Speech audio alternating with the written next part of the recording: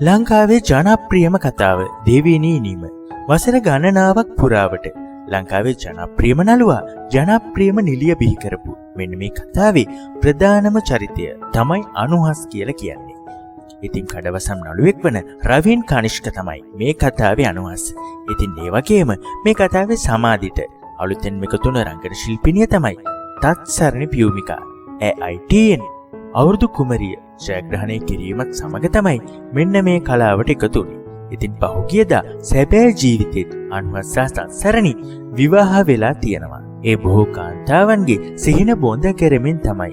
මොකද අනුහස්ට පෙම් කරන ගොඩාක් අය මේ වෙද්දිත් ලංකාවේ ඉන්නවා.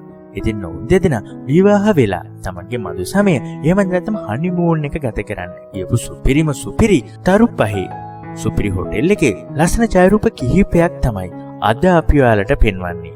ඉතින් අපිත් ඔවුන් දෙදෙනාගේ අනාගතයට හදවතින්ම සුබ පැතුම් එකතු කරමු.